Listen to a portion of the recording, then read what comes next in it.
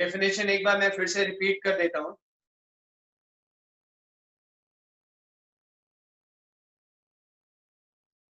Light waves are electromagnetic waves.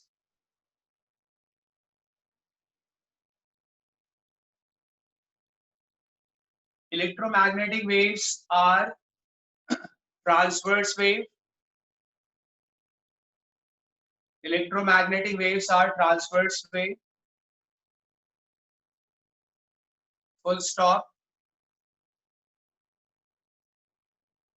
The electric field,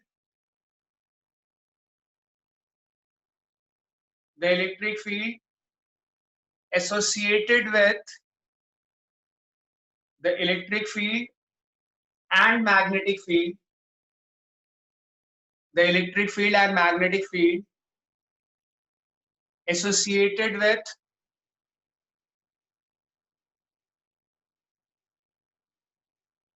the electromagnetic wave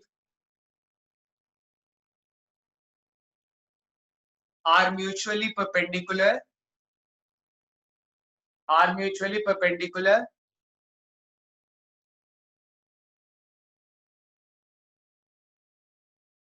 and they are perpendicular to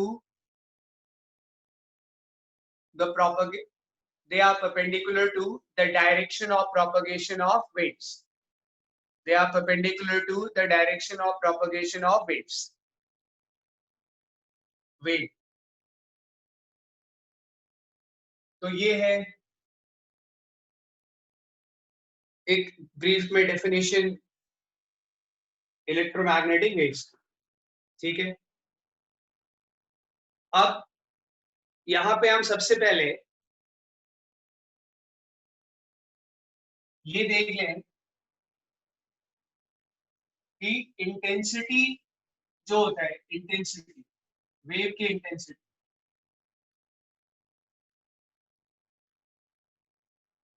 ये directly proportional to square of amplitude होता है।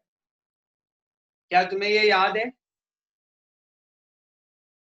Intensity sound waves में पढ़ा है हमने, intensity is directly proportional to square of the amplitude.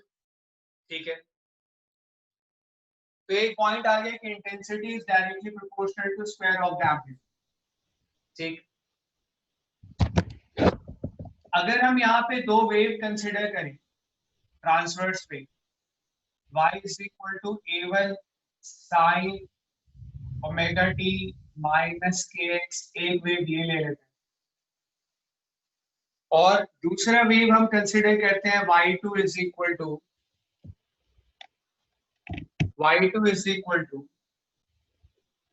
a2 sin omega t minus kx plus let's say delta phi.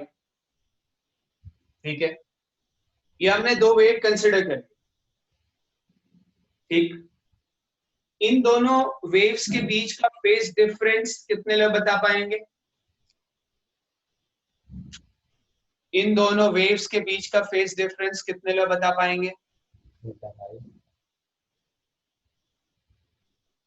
विवेक बताओ, इन दोनों waves के बीच का फेज डिफरेंस? डेल्टा फाई, कई लोगों ने लिखा है डेल्टा फाई, सही है बिल्कुल। अगर ये दो ट्रांसवर्स वेव हैं और इन दोनों के बीच का फेज डिफरेंस अगर डेल्टा फाई है, तो जब ये वेव इंटरफेयर करेंगी, जब इंटरफेरेंस ऑफ वेव होगा, तो रिजल्टेंट अगर हम देखें, रिजल्टेंट वेव कह लो, वो y is principle of superposition से आएगा, y is equal to y1 plus y2 से, वो y is equal to y1 plus y2 से आएगा। और जो रिजल्टेंट एम्पलीट्यूड होगा,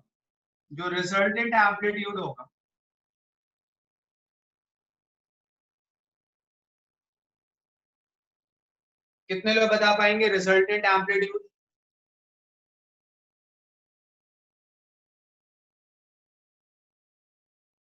बोलो Arjun. Sir under root of a1 square plus a2 square plus 2a1 a2 cos delta five.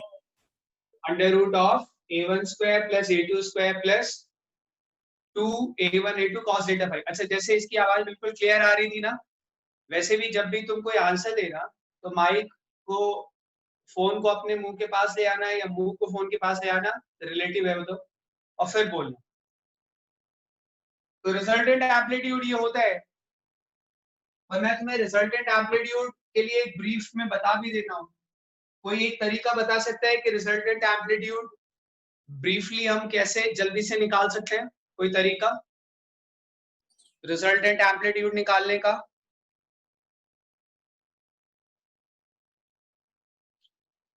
Vector से हम a1 और a2 को वेक्टर्स की तरह ट्रीट करें और उसके बीच के एंगल को कितना लें? a1 और a2 को वेक्टर की तरह ट्रीट करें और उसके बीच के एंगल को हम कितना लें? What should be the angle between delta phi? कुछ लोगों ने लिखा है डेल्टा फाई। क्लियरली जो फेज डिफरेंस है इन दोनों के बीच का, जो फेज डिफरेंस है, फेज डिफरेंस, अब डेल्टा डेल्टा हर बार लिखना मुश्किल होगा, फाई, तो इनके बीच का जो फेज डिफरेंस है डेल्टा फाई, वो फाई हो गया। इनके बीच का फेज डिफरेंस डेल्टा फाई क्या हो गया? फाई हो गया। और जो रिजल्टेंट एम्पलीट्यूड आएगा, ठीक है, उसको हम इस तरह से निकाल सकते हैं। एक वेक्टर a1 इधर लिया, एक वेक्टर a2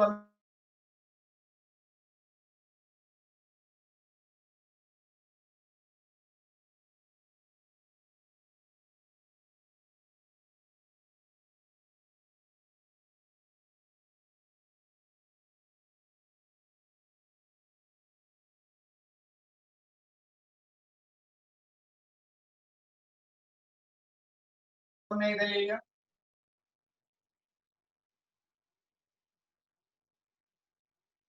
ये बात समझ आ रही है?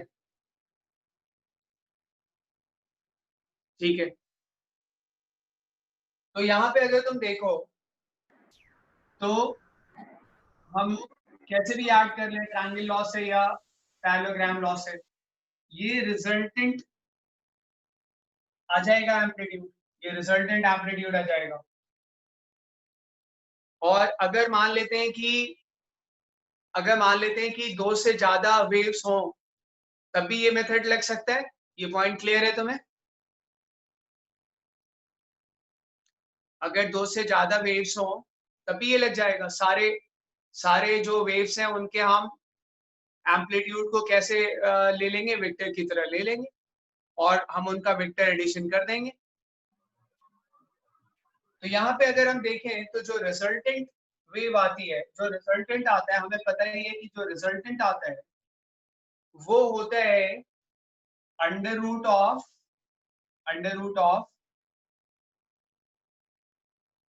a1 square plus a2 square plus 2a1 a2 cos phase difference which is phi, जिसको अब मैंने फाई लिख लिया।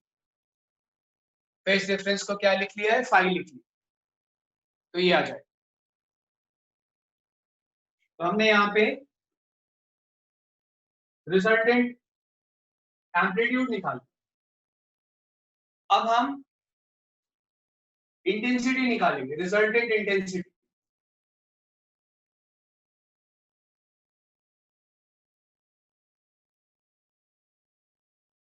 रिजल्टेंट इंटेंसिटी,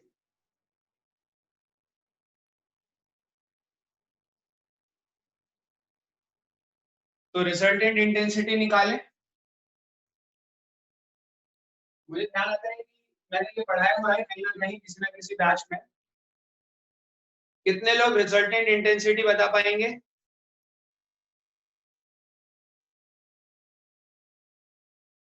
कितने लोग रिजल्टेंट इंटेंसिटी बता पाएंगे? बोलो उत्कर्ष।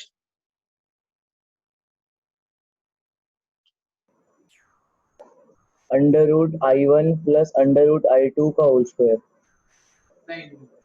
अच्छा, under root I1 plus under root I2 का होल स्क्वायर, वो मैक्सिमम इंटेंसिटी होती है, मैक्सिमम इंटेंसिटी। ठीक है, इधर देखो, अगर मुझे इंटेंसिटी ऑफ फर्स्ट वेव देखना है, जिस किसी भी पॉइंट पे बात कर रहे हैं, सपोज करो दोनों वेव पी पॉइंट पे आके मिल रही है, तो पी पॉइंट पे फर्स्ट वेव की जो इंटेंसिटी होगी उसको हम लिखेंगे I1 is equal to some constant. वो कांस्टेंट हमें पता है इंटेंसिटी के फॉर्मूले से किस किस पे डिपेंड कर सकता है, मीडियम पे डिपेंड कर सकता है, वो जो इंटेंसिटी जो कांस्टेंट होगा वो मीडियम पे डिपेंड कर सकता है, फ्रीक्वेंसी पे डिपेंड कर सकता है। क्लियर है ये? और जो भी है वो सेम रहेगा I1 और I2। तो B इंटू A1 स्क्वायर।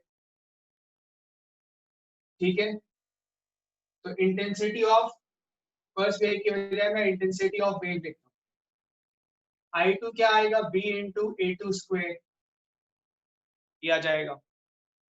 और अब रिजल्टेंट इंटेंसिटी निकालें। रिजल्टेंट इंटेंसिटी,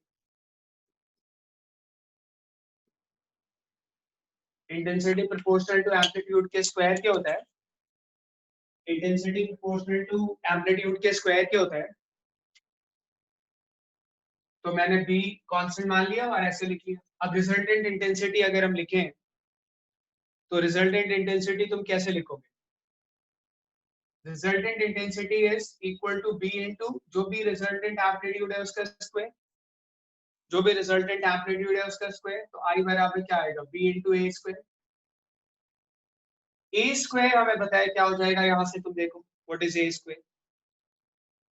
तो A स्क्वायर आएगा A1 square plus A2 square plus 2A1 A2 cos five, ये आ जाएगा। A स्क्वायर आ जाएगा A1 square plus A2 square plus 2A1 A2 cos five, ये आ गया। अब यहां देखें I क्या आ रहा है? Resultant intensity B into A1 square, B into A2 square plus ये जो 2A1 A2 जो लिखा है और जो B लिखा है 2, इसको मैं अंडर रूट में लिख लेता हूँ। B A1 square B A2 square into cos five. देखो तुम्हें क्या ये पॉइंट क्लियर हो रहा है? ये जो मैं B को मैं अंदर ले गया था, तो B, ये वाला B जब इसमें अंदर जाएगा तो B स्क्वायर हो जाएगा। तो मैंने उसको इस तरह से B into A1 square plus B into A2 square लिख दिया। A1 A2 दोनों रूट के अंदर गए तो ये आ जाएगा। ये पॉइंट क्लियर हो रहा है सभी को?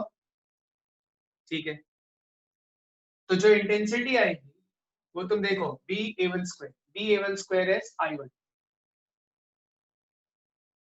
Plus B A2 square is I2 plus 2 under root, this is I1,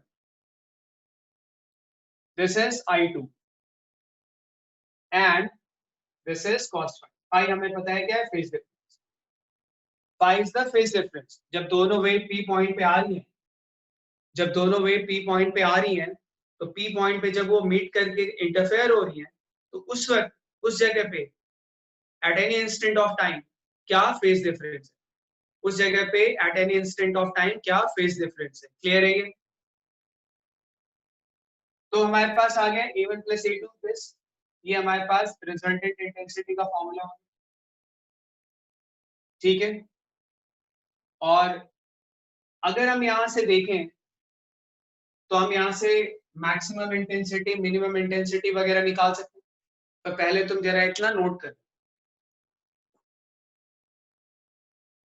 तुम ये नोट कर लो पूरा।